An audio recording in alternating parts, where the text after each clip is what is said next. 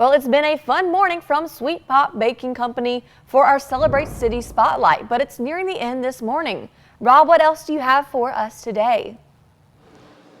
Hey, good morning, Ansley in South Mississippi. Yeah, we're at the Sugar Pop Baking Company, a delightful place. And typically this time in the morning, we like to wrap it up with the mayor. Who best to brag about their city than the mayor? Unfortunately, Mayor Trapani is scheduled for a conference today, so he's not able to join us live. However, we do have this recording from him just a couple of days ago. Take a look and a listen. I've been a weekender in Waveland, Mississippi for the first 46 years of my life. Came over here from New Orleans. My mother started coming over when she was 4 years old. And so at 1 month old, I was over in Waveland on Nicholson Avenue. Came every weekend I could, every holiday that I could, and moved here full time in 2001.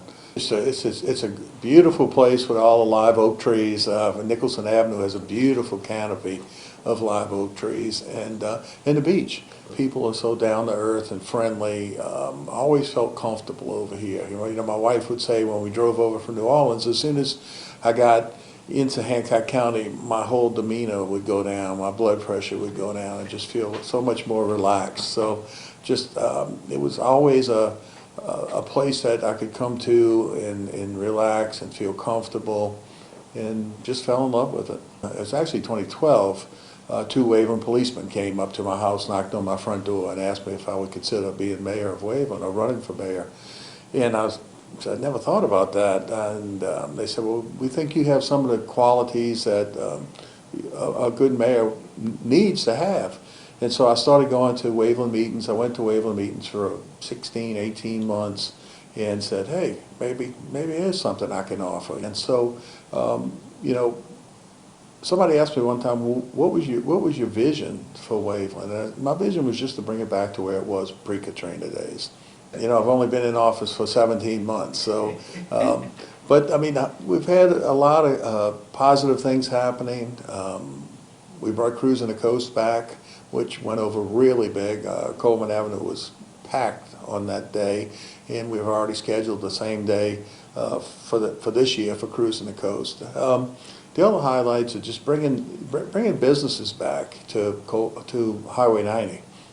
You know, we have the dual brand Marriott Hotel coming in.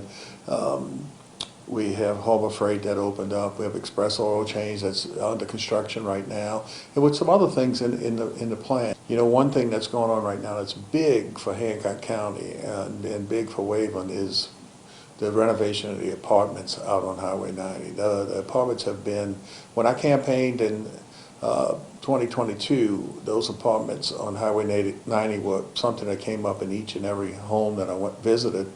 And they're being sold. They should be sold by the end of this month. The gentleman who's buying them is going to take them down to their studs and rebuild them. It's going to be market rate rentals.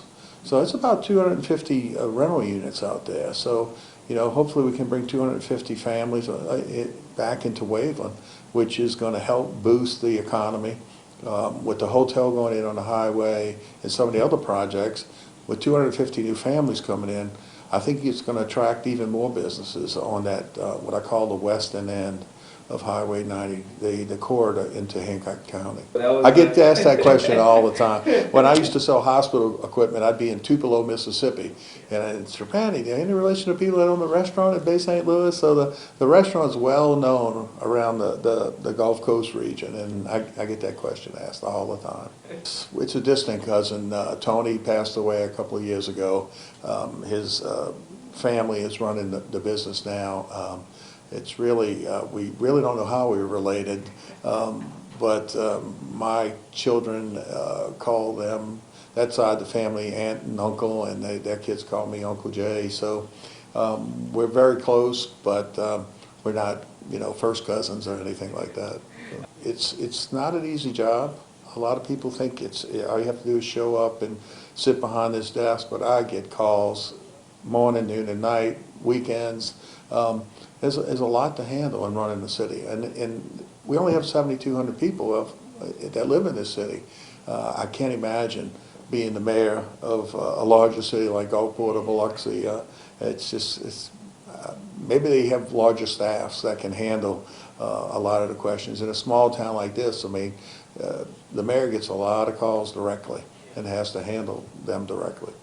It sounds like a cliche, but you want to be remembered as somebody that made a difference. So I hope I can be remembered that way, and I think I will. Thank you, Mayor.